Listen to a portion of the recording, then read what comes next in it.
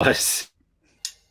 Hey everybody, it's Aldo Gandhi, and I just want to let you know really quickly that our swag shop is reopened. DeepDishTees.com is where you go, and that's tees with T-E-E-S. Clever name, guys. They're the new home of our merchandise. You can get t-shirts, you can get caps, you can get coffee mugs, you can get hoodies, you can get all sorts of good stuff, and you'll help out the bar room with the purchase. So head over to DeepDishTees.com.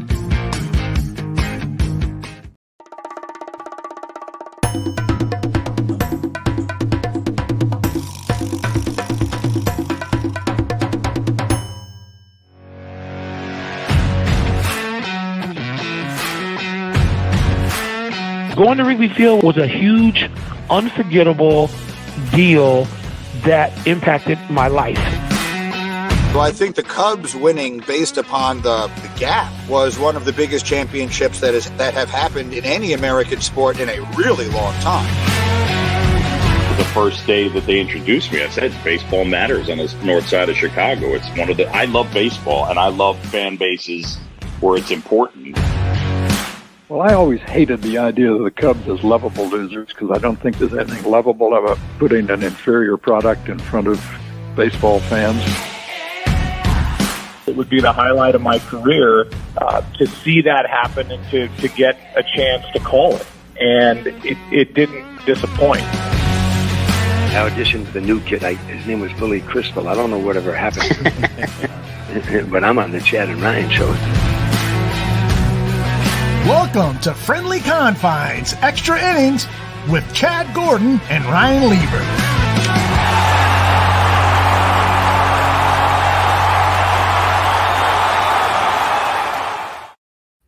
What's up, everybody? Welcome to the Friendly Confines. That's Chad. I'm Ryan. All right, so let's get this out of the way. Yeah. You're looking at my background. You're like, what is going on right now? I don't understand. In my office. I don't have my. I don't understand. My containers behind me. By the way, real quick, if you want to subscribe to our podcast, the audio version, go to theconfines.com. We'll talk more about that later in the program. So anyway, I don't understand. I've been banned to my bedroom right now, Chad. I'm punished. No, my wife is actually getting a massage downstairs. So I can't be in my usual place because that's right next to where she gets her massage. So obviously we speak a little louder. So she wanted a little more peace and quiet. So this is the background that I have tonight. Unfortunately, it's not ideal. I have so many questions. I have so many. I mean, first off, it's like we're looking up at you at your bed, which is so confusing. Right. I mean, well, I'm trying to find a place, guys. It's not like it's not like you're in a studio apartment that's like 100 square feet. Like are there no other places? Is literally like as if somebody got drugged by your bed and is looking up. Like this is the view they're going to see. I'm so confused by this. Like, yeah, basically. Well, let's see here. Maybe we can do a little changeover. Let's see. I don't know. We're going to take this on the road. Here, what if we did this? We could put this on top here. I mean, this is what we do on the fly, kids. That's not horrible. That's better. That's better. Is that better?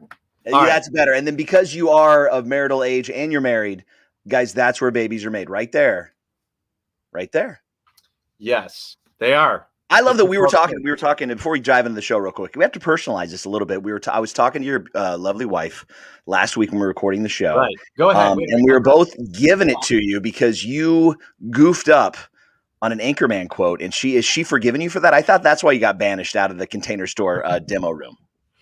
Yeah, she gave me a hard time about that for quite a little while. My wife, the one movie that she knows more than any other movie. Look at that. Chad rocking the mug. I got the hat. We'll talk about that with Deep Dish Tees. You saw that right before the show. Talk about Anchorman. Don't sell swag. Yeah, my wife was not happy. That's the one movie she can quote line by line. And so obviously when she heard that I flubbed one of the lines from the movie, it made her. You didn't just flub it. You misappropriated like the woman's struggle and movement, their glass ceiling. Like somehow you did that with Ron Burgundy. But Ryan, I got to tell you, I put a lot of effort into what the viewers see in the back, and I just felt like today you threw it together. And let's pick it up now. let's figure out how to give the viewers what they want. But I do like what's going on in the background. I was trying to your wife did a wonderful job with the decorations. There's nothing that says you in the whole background. I know my wife has full control of what the house is decorated. We should get started with the show. If you ever get married one day, you'll find out how that works. Yes, all right. Yes. So with that, let's start with the 10th inning, Chad. And well, the sell-off has begun. It's funny because you and I recorded our podcast this week, and as soon as we finished, Jock Peterson literally had gotten traded for Bryce Ball like 5 minutes after we recorded. So we had to do a little editing and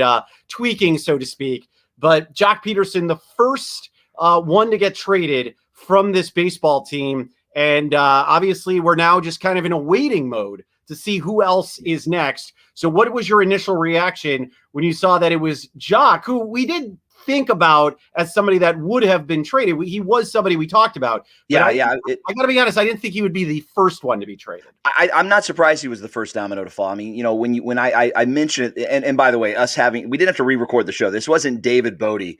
A couple of years ago when David hit the grand slam with 2 outs and the two strikes, 3-0 against the Nationals and wins the game. We had to scrap the whole show, team. We had to scrap the whole show and start over because we're like, we can't just add on a first inning. We added on a first inning because Jock Peterson is worth adding on an initial inning. Here's what Jock gives that makes him a tradable asset and somebody who's already having immediate results. His first game with the Braves hits a home run against a lefty, mind you, first lefty since 2018. Then yesterday, a couple RBIs, got on base. I mean, serving the role. But the reason he was so valuable in the trade market is he's a guy, if you look at the Dodgers World Series win last year, he dominated in his role in a platoon, was very powerful, hit a lot of home runs, led them throughout the postseason, had quite a mark.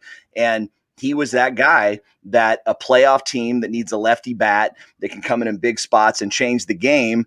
That's what you're giving away. Well, Jock Peterson and the Cubs aren't a mesh with that because the Cubs are probably not going to be a team that's going to be looking for the final pieces in a playoff team. So it makes sense for the Braves. More dominoes are going to fall. We're going to talk about that in a bit, but Jed Hoyer's plan is coming together. And I'm no longer surprised by it when you look at what he did with getting rid of Yu Darvish, getting rid of Victor Caratini, really put this team behind the 8 ball when it comes to trotting out serviceable starting pitching, and then basically made the offense have to fend for itself.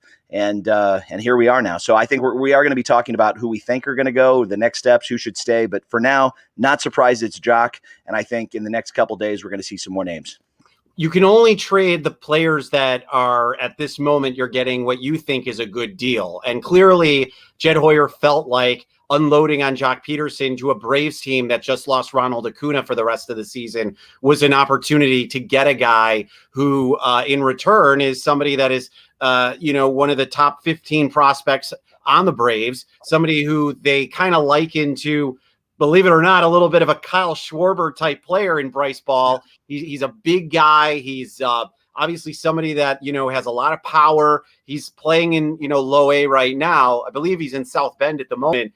But, certainly somebody that the Cubs feel like they can take a gamble on and, think that maybe down the line he could be a contributor. So, you can, like I said, having somebody like Jock Peterson for the Braves, who's a left-handed bat, who provides a little bit of pop, who were desperately in need of an outfielder after Acuna got hurt, and they still feel like they are in the race for the NL East right now, clearly based on the fact that they made that trade. So kudos to Jed Hoyer, working and trying to get the best he can in return for what these players are right now. I didn't think he'd be able to get much for Jock Peterson, but, from everything I've been reading, at least Bryce Ball seems like a guy who could potentially help this team down the road. Bryce Ball is blocked by Freddie Freeman, gives some protection with Anthony Rizzo, with talks that happens there to say, hey, here's a guy that could be the next man up, because the Cubs don't really have that big first baseman in the system right now.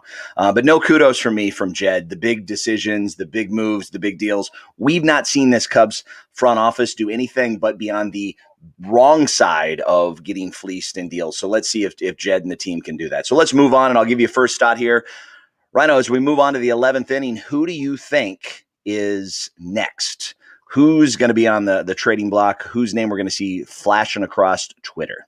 Yeah, I mean, it's so hard to know, but if I were a betting man, Chad, I'd probably say Craig Kimbrell is the next guy, because he's the one that you're going to get the most in return right now. And as the trading deadline, gets closer, more and more teams are, going to look in their situation and say, okay, how can we add to what's valuable position to some degree? And that's your bullpen, because whoever has the strongest bullpen in the postseason normally has the best chance to win a World Series title. So for me, I believe that Kimbrell could be that next domino to fall and be the next guy that Jed, says, okay, we have a chance to, get a really good return.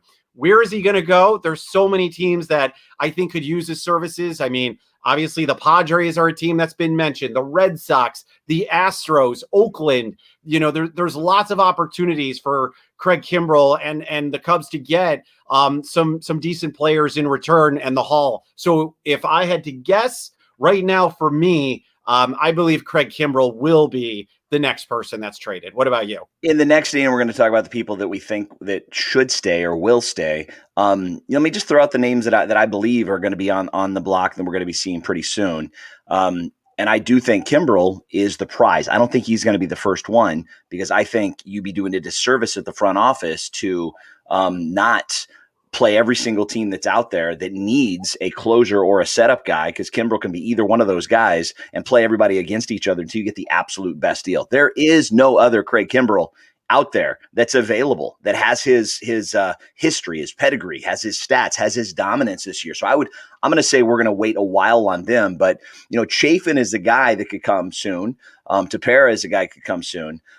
I think Bryant, you talk about, what the Mets are doing. And the reason the Braves made the move for Jock Peterson is they look at the Mets and they go, those guys aren't impressing me. Those guys aren't going to run away with this division. The Braves are looking at the East and saying, this is a winnable division. So if we can get a couple extra pieces, and the Braves have made a couple of moves along with Jock Peterson. So I think Chris Bryant's days could be over sooner rather than later, but I think Kimbrell and Bryant will go right up to the trade deadline. But I think Chafin and Tepera, I think, are the guys that maybe close. I don't know who else on this team that has a Jock Peterson type pedigree that is movable, because the guys you think would be movable are the guys like Duffy and Bodie. Those guys are hurt. You're not going to move Nico Horner. Ian Happ is unmovable. It's not going to happen. And then a lot of guys, Marzinek is back. Does he have the ability to come in and play a role for a team like this? So I think we're going to see. But Jed Hoyer he has to make the best deal possible. And let me just share this in terms of everybody that is, sad about, the days of Bryant being done. And if the front office lets him go, like, what a disservice. Guys, Aroldis Chapman got traded from the Yankees to the Cubs and allowed them to get an all-star caliber player, a starting all-star, perennial all-star in Torres on their team. And he came back to the Yankees the next year. So there's nothing saying if this team trades away one of the centerpieces that you want back that the Cubs won't say, we want to have you back. You don't lose the rights to them. But here's the other piece of the puzzle. They're not going to give away a guy like Rizzo, Bryant, and Baez, which two of those are the ones I would say you give away, and Bryant and Baez. I'm sorry, Rizzo and Baez. You're not going to give them away, because if you let them play out the string here, you give them a qualifying offer and they sign somewhere else, you get a second-round draft pick. That's incredibly valuable if you just saw the people that come up in the second round. So if you hold on to these guys, don't get anything. They're not going to give people away, because those draft picks are so valuable. I said this on the podcast, Chad, and I'll say it again. The Boston Red Sox, the St. Louis Cardinals, the Los Angeles Dodgers. You have three teams right now that, normally the Cardinals are normally a team that, usually is in the playoffs. But this year, especially with the Red Sox and the Dodgers, you have a team in the Red Sox that traded Mookie Betts, and yet they are now in first place and got rid of a player that people didn't think they'd be able to recover. The St. Louis Cardinals got rid of Albert Pujols when he was at the peak of his career. And that team continued to win and continue to, play as well as they have, as good as any team in baseball. And Now I lost my train of thought. Who was the third team?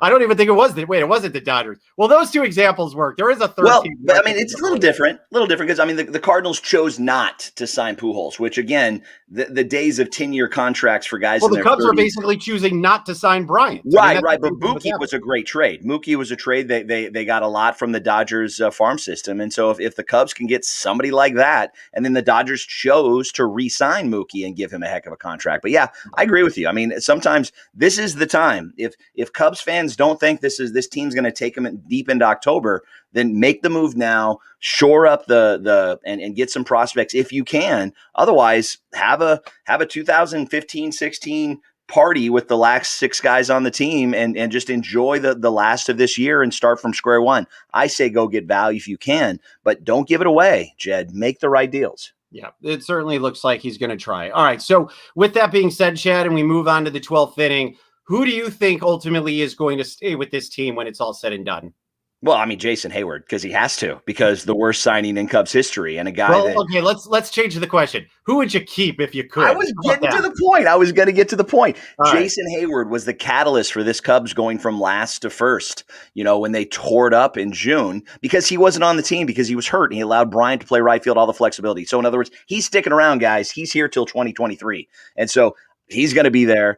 You're not going to get rid of Nico, as I shared. I think Wilson Contreras has shown that he has the qualities that you want out of leadership. He has the ability to be kind of a Yadier Molina kind of face of this franchise that gets into people's face. Because let's be honest, the Anthony Rizzo nice guy approach hasn't really worked in the last couple of years. They haven't had that fire in their belly, and it's like, oh ho hum, we kind of faltered down the stretch. So Ian Happ is probably going to stick around because he has the versatility and he has really not performed at a strong level. You're excited about your boy Duffy. You want him to come in. There's a lot of guys that have the ability. Alcantara is maybe the future of shortstop right now. Like to see David Bodie, get healthy, but it's going to be a youth movement. This team may struggle a lot towards the end of the year, or they may show a tremendous amount of heart like they did in June and show us something. But the problem is this team is probably going to be without much of a reliever core. The problem is this team is going to be with some younger arms on the front end. We're not even sure if any of the starters are going to get moved. There's a lot of talk about maybe Davies going back to the Padres because they're down a couple pitchers. So, who's going to be sticking around? It's the guys that the front office feels like they can't give away. Because like I said, Baez and Rizzo, you're only going to move those guys if the value you get back is better than a second-round prospect. The other guys, I think, are signed, sealed, and delivered gone. Otherwise, this front office is not doing their job. All right. So first off, I remember the third team. It was the Washington Nationals, now re-signing Bryce Harper. Yes, Bryce Harper. Yes, absolutely. World Series. I got thrown off when I said the Dodgers. I don't know why I said that. All right. So moving to the who would I keep? Well, I ultimately think like Rizzo and Baez are going to be with this team next year. I think you're going to get them on the cheap. I think maybe you'll be able to, do something with them, but I think they'll be around. Contreras will still be with this baseball team at least through the year and maybe next year, depending on what Miguel Amaya looks like. Jason Hayward's not going anywhere, not because you want to keep him, it's because no one is going to touch him. And then obviously I think Kyle Hendricks is still going to be a part of this baseball team and still be a major part of this baseball team. You mentioned the bullpen. I don't know if I give up on a Tepera and a Chafin. I don't know. I understand that you might get a good return on them. But at the same time, I think you can also use them as somebody that can be your next closer and somebody that, might be able to, work around with that bullpen. And I hate to see somebody like Chafin leave just because he's such a character and somebody that I know this fan base really loves. He's on a 1-year deal, though. He's not here through next year. So yeah, I agree. But, I don't know. Maybe you're ultimately right, but I think that there might be a chance that one of them at least sticks around, if not both. So if you like the guys, I was going to say, if you like these guys, don't feel like if they're going to go away, the front office can't go back and get Chafin to come back here. He was on a 1-year prove me deal and he's proven it. One of the most dominant setup guys in all of baseball. So there's no value in keeping a guy just to teach the youngsters some stuff, because losing is a good salve to kind of keep them. Can I tell you a really fun fact? Really, really fun fact before we go to break? Fun fact. By the way, the most beloved Cub in all of Twitter. Name him right now. I'm going to put you on the spot. Former Cub. Oh, it's Nick Castellanos. Yeah, exactly. Nick Castellanos. Guess what? Jock Peterson played 22 more games than Nick Castellanos. But yeah, you think that Nick played with us for like 7 years. That's it. That's a fun fact. Let's go to break, Ryan. Let's go to break. I love the background. By the way, what's the Cubs-Cardinals score? Can you give us one when we come back? It's on commercial right now. Yeah, I'll give you a score when we come back, and we're going to pay some bills. We'll be right back after this on the Friendly Confines Extra Innings Edition.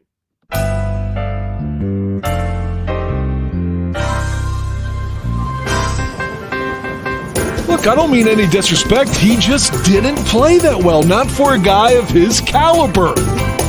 If they don't run the ball here, I'm going to vomit. I swear to God. I don't really have any recollection of that at all, but I guess perhaps I blacked it all out. You know, they won, but I'm going to be miserable all week because they stunk.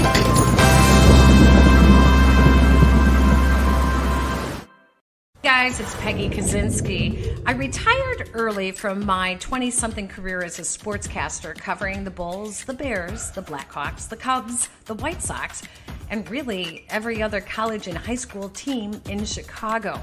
So what do you do after that? Well, you start a podcast. That's what I did with my teenage son, Jason. And the result is The Sportscaster and Her Son. Yes, I'm the baby boomer, a mom. We don't get along. We don't have a lot in common, but we both share a love for sports. And we always have great sports conversation. Even better, our guests in the interviews. So come check us out. We're on Podbean and the Barroom Network, or really wherever you get your audio. The Sportscaster and Her Son podcast. See you there.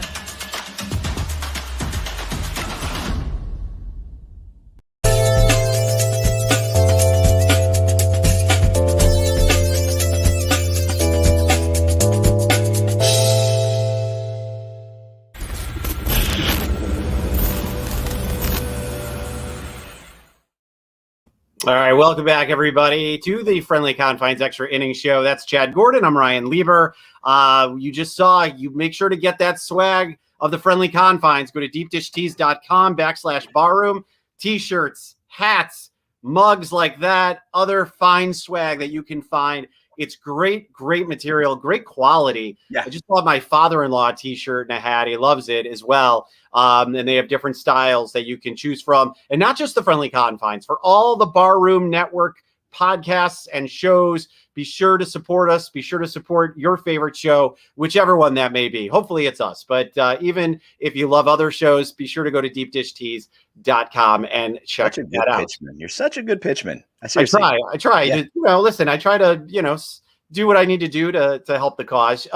It is 0-0 in the first inning, Cubs and Cardinals. I have the game behind me. I don't know if what I'm doing right now is illegal for people to be watching this while they're watching. You're not describing, and you're not like zooming in and disseminating. I think describing. Okay. We'll check with Aldo with the exact wording on what the broadcast. But I think we're okay. Plus, it's kind of washed out, so I can't really even tell what's going on. But let's move on. Let's move on here to, I guess it's the 13th inning, and it's the question, Ryan. And this is where we're going to probably disagree greatly because I'm the eternal optimist and you're the pessimist. But even though I set it up that well, ask the question. After all the cards have fallen, after all the moves have been made, after the trade deadline has come and gone, can this Cubs team still make a run? They can make a run, but they can't make a run because they won't be able to make a run, Chad. It's not being a pessimist. It's being a realist in this spot. They just aren't good enough with the guys they do have, and now they're trading these guys away. They're not going to be better without these players that they're giving away right now. They weren't good enough. This team was not set up to win. We've talked about that this club was not built for a winning ball club. This team was built for a rebuild, and that's exactly what's happening now. And they're at best, maybe 500 ball club. Maybe they could win 83 games, 84 games tops. I said that, in our audio version of the podcast that you can listen to this week. I just firmly believe that they are what they are. We have seen enough of a sample size this season to recognize what this team is and what they're able to do. So they're not better than the Brewers. I certainly don't think they're better than Cincinnati, and I don't think you think they're better than Cincinnati because you've talked about that. You think the Reds are a kind of a sneaky, scary team, and I just think ultimately this is where they're going to be. They're going to be a third, fourth place team, and if they can squeak out 83 wins or 84 wins, to me, I think that's a successful year. Looking at that roster, the way that it's constructed, I just didn't think they'd be able to, pull out the 90 plus wins after we saw what happened in June. Yeah, I don't think Cincinnati's better than the Cubs, but I do think Cincinnati is a sneaky good team that knows how to score at will. I'm not as impressed by their pitching staff up and down, and they definitely don't have the bullpen that the Cubs have. Here's the problem, Ryan, and here's the problem for me. Cubs sweep the Cardinals, which is absolutely possible, seeing how the Cardinals have not been able to have any success really against this team this season. Then you're talking to teams. The Cubs have 50 wins and they're 3 games over 500, and everybody's feeling like, oh, there's a chance that something's going to happen. So here's the thing. It's still July. It's still the middle part of July. We still have some time. Now, the question is, if they make these moves and they deplete the reliever core, well, you just don't give your team much of a chance, because this starting staff is not built to go long. Hendricks can go long. Nobody else really can go long. Millsy can go long, as he did in his no-hitter, but he has some ability. A lot of younger arms that they're not going to want to stretch out. So you're hamstringing a lot of your team just by what you have in the bullpen and what you have in your starting rotation. It's so telling to me when people talk about it, and you just said it, you think Rizzo and Baez are going to be back. And I said last year, in the last couple of years, the most marketable star, the biggest star in this team, the one that has the only person that gets chance when he's up to bat, the only guy who has lines around the Wrigley whenever he has a bobblehead is Javi Baez. But you know what? Teams aren't clamoring to go after Javi Baez to win them a championship on a rental, because he has shown that he is not disciplined at the plate. He has shown that he is not the guy that's going to lead you offensively unless you need it in spurts. He's not one of the top 5 shortstops in Major League Baseball. And Anthony Rizzo, how are we talking about Anthony Rizzo? This kid has not even been on the team this year. If you really look at his injury history and what he has brought to the team, when he's there, he has performed at a sub-tier level. He's a big guy, and he's not getting any younger. So I really don't think, those guys are going to be the guys who are going to lead it. The reason I'm making all these points about those 2 guys is to say I'm kind of excited if the Cubs can get some sort of return for those 2 guys, because I don't think they will, because I want to see a youth movement. I want to see what this team could look like they looked like in June, where it was that next man up mentality. Guys just, recklessly don't even know if they should be winning or losing, and they can go on some sort of run and break out offensively, because Lord knows Javi Baez has not been doing it, even though he's had a really nice stretch when it didn't matter, when this team was losing 11 games, and Anthony Rizzo is nowhere to be found. So can this team make a run? Absolutely. Can they make a sustained run?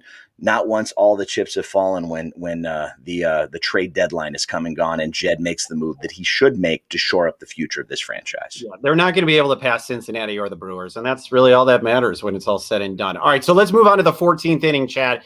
And we had Ryan Baker as our guest this week. Ryan, the former sports director at CBS 2 in Chicago, is also the former sports director at NBC 5 in Chicago. Well, now he's made the move to news. He's the weekday morning news anchor at CBS 2 in Chicago. However, still knows plenty of what's going on in the Windy City sports scene. And I asked him a question as somebody who grew up in the city of Chicago, if this 2016 team maybe reminded him of ultimately the most famous team ever in the city of Chicago, and that being the 85 Bears, which were, of course, another team that had all the show and promise of a club that was going to rip off multiple championships and ultimately just won that one championship but made the postseason multiple times. Here's what he had to say. You could certainly make that correlation, because I believe in 2017 they got back to the NLCS, but they lost to the Dodgers. I mean, it was a rematch again. So it's a very similar kind of connection between those two. A colorful coach in Ditka, colorful manager in Madden. That kind of ran its course, and Madden moved on, and the things that you loved and celebrated and appreciated with Madden. I mean, he certainly had his share of critics and detractors, but at the end, everyone seemed to forget that the guy knows how to manage. He had been to a World Series before he got to Chicago, didn't win it, and he may get to another one right now. I mean, you don't know how things are going to turn out west. Maybe not this year with the Angels, but he's certainly got some of the best talent in the game in Joe Madden. So that is very similar of a celebrated team that had a fantastic regular season and playoff run and an historic championship, but ultimately left you wanting more. So what do you think of that comparison, Chad? He's pretty right on, no? It's apples and oranges. It's like elephants and bananas for me. I mean, it is, in terms of when you look back at this team in 20 years, yeah, you could say that because the Bears they did go back to the World Series, back to the Super Bowl rather. But the comparisons are interesting. There are some parallels, but I think baseball, and its grind mentality and the fact that you have these core groups of guys that are there for a long time. I think that it's a little bit different, but I love his thought. I mean, he's been there. He's been on the front lines for the longest time. What did you think about it? I mean, I think it's a pretty good comparison, and you can make that comparison. I think about, maybe even the 2005 White Sox in that regard as well. But, I mean, the Cubs had a lot of personalities. They had Joe Madden. They had a team that, as he said at the end, a team that left you wanting more. I think people ultimately thought that, and you could say this about the Cubs. Do you know that when the Bears won the Super Bowl, they were the youngest team in the NFL that year? Everyone thought this team was destined for a dynasty. We were going to see like what the Steelers had in the 70s. Didn't happen. And you look at the Cubs with that young core, with the Bryants and the Rizzos and the Baezes and the Schwarbers and, just all the guys and the pieces. We all thought it was just a matter of time that we were going to just see multiple World Series appearances, if not championships. So I do think it's a pretty good comparison. I don't necessarily think it's apples to oranges. I do think it's a fair comparison, and I think it's something that, we will look back at and say, I hoped that we were going to see a better outcome of that team. Here's why I disagree. And I've been a Cubs fan truly in my heart since '84. Really have. That's where I could trace it back to where I really started following this team religiously. That's when I can remember the ball games. I can remember all those. And the last 6 years, the winningest stretch of Cubs baseball of my lifetime. And if you go back before '84 and you just take any old timer that's been following this team through the '69 team, this is the winningest stretch in all of Cubs history. And that's where it's different for me, because if this would have the parallels between the Bears and the Cubs, then the Bears would have been the Packers for the next 6 years. They would have performed. They would have made it to the championship. They would have gone to the playoffs every year. They would have been in the talk. They would have been top 5 team in the rankings, and they weren't. So they had a drop off. No. That's not true. They were. They would win the division multiple times. The Bears even made the NFC Championship game again in 1988. They got blown out. So that's why I'm saying they made the postseason. Well, I'm just talking about a 6 year. I'm just talking about a 6 year stretch. The Bears didn't really have that. 84, and Aldo, I think, can speak to this better. Our producer, 84 to 91 was the stretch where the Bears won the division every single year. They made the playoffs. They would make it to like the second round or sometimes the championship game, and then they would lose. Sometimes it would even be the first round. So I do feel like we'll have Aldo fact check that. But everybody remembers the '85 team, and yeah, you're right. But for me as a Cubs fan, sustained greatness. This was the biggest run we'll have, and the question is, can this front office figure out a way to do it again and stock up and get another young team ready to bear? I will share this with you. You said something. You said, I guarantee you that the Reds, they won't be able to overcome the Reds in 7 games. So a week from today, case of beer, I'll Venmo you the money, or you Venmo me the money. I guarantee the Cubs will be ahead of the Reds next Monday when we start a 4-game series against the Reds. I want you to be right, but that's fine. I'll take that bet. Take the bet. Aldo, can you write that down? Because I forget bets I make, and I make horrible bets. So you might want to take the over. This is what we call the Chad Gordon disadvantage now, folks. Yeah, it's a new podcast coming out soon. All right, let's wrap it up, Chad. Go ahead. All right, so we're going to talk, as the viewers know, the longtime supporters of the Friendly Confines podcast know, we record every Wednesday or Thursday. Lately, we've been doing it on Thursday because we try to do either like after a day game or on an off game. And we're going to be recording this Thursday. We have a special guest co-host I'm super excited about. We'll share more about that when we record, because it is kind of a surprise. And I know a lot of our longtime fans are going to be really excited about it. But Rhino, you're going to help us a little bit. You're not going to be on the show, but you're going to help us with when you kind of think through what the rundown is going to look like. I always like to run it by you. What are you looking forward to talking about? Obviously, as I think about it, chips may fall, trade deadlines deals may happen, but what are you looking forward to talk to, especially with this 4-game Cardinals series, which I got to be honest, if this Cubs team can do some damage in St. Louis where it's very boring, that could be a fun week to be a Cubs fan. Listen, nothing would make me happier, Chad, that if you're recording the podcast this coming week and you get to talk about the fact that maybe the Cubs are a few more games over 500, and they're kind of starting to, creep up the ladder and have that chance to say, okay, wait, maybe, listen, nothing would have made me more excited if they had swept the Diamondbacks, and you and I would have had maybe a little bit more of a hope, even though it's the Diamondbacks, to say, okay, wait a minute, if they can reel off a few more wins here, maybe they double think, maybe they think twice about this, and then we're right back to where we started. I will say that we got a great guest this week, Carmen DeFalco, who's on ESPN 1000 in Chicago. He hosts the midday show. He's going to be our guest this week, so we'll get into all that with Carm. Carm's a big White Sox fan, but obviously knows the Cubs as well. But I'm looking forward to chatting with him, so I think that'll be a really nice part of it as well. And as you said, the guest host, I obviously don't want to give that away, but as you said, a lot of our listeners, will definitely know who he is, especially if they are a Saluki. Absolutely. And I didn't mean to say you weren't going to be on the show, because obviously you will, because you have the great interview with Carmen, and so stoked that you're bringing another great one into the fold. But yeah, I got to say, you keep on saying if only the team would have swept. You've got to get that out of your mentality. It's okay to win 2 out of 3 against the Diamondbacks. Winning 2 out of 3, it makes you a 666 team. That's good. So just you're always disappointed when this team doesn't sweep, and I'm always confused by that. Because it's like you're an SEC football fan. I love when I was in Jacksonville, Florida, and my God, the newsroom, the sports department, if the Gators would lose like week 7 against Ole Miss, probably never Ole Miss, like FSU, people be throwing things like punching walls, and I'd be looking around like people are getting fired, and then the news director's punching walls because they lost one game. It's okay, Ryan.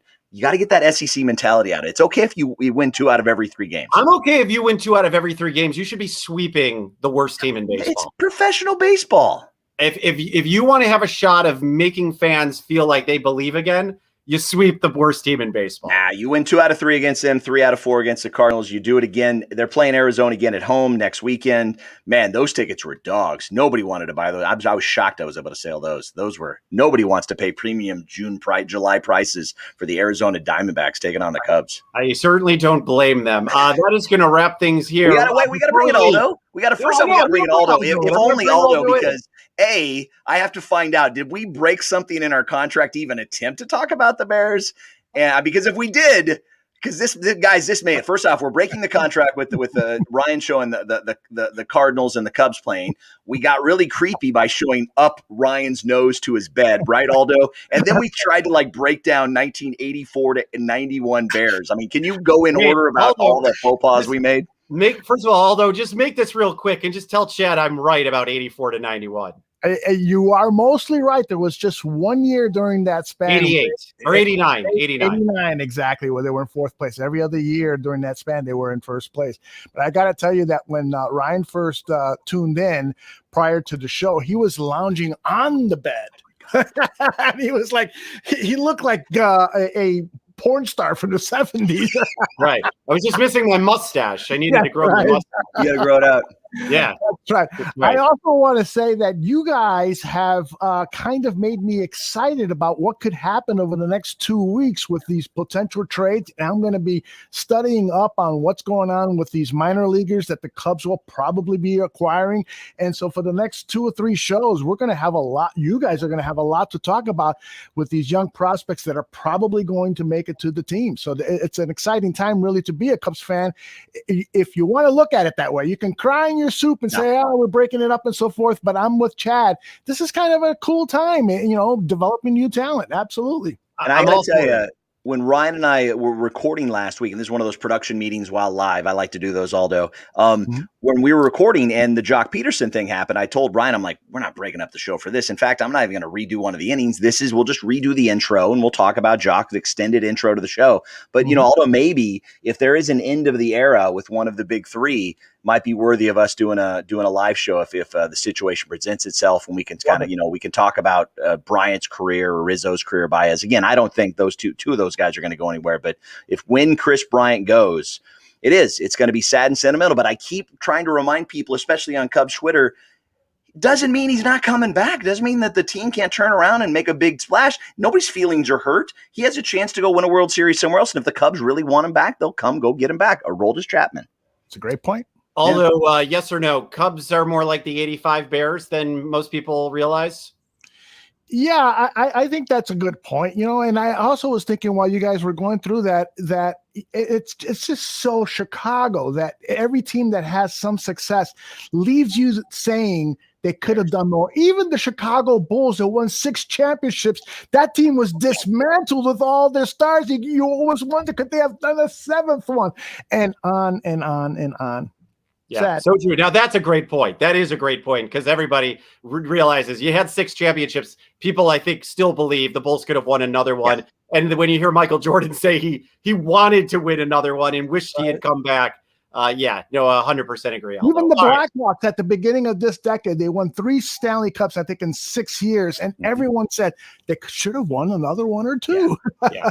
So true. So true. Winning's hard, going all the way is hard. And last question, Aldo, is Ryan breaking any broadcasting rules? Or if not, why don't we just multicast the game? Why don't we just stay on zoom in on the game, Ryan? We'll see if we can get some more viewers.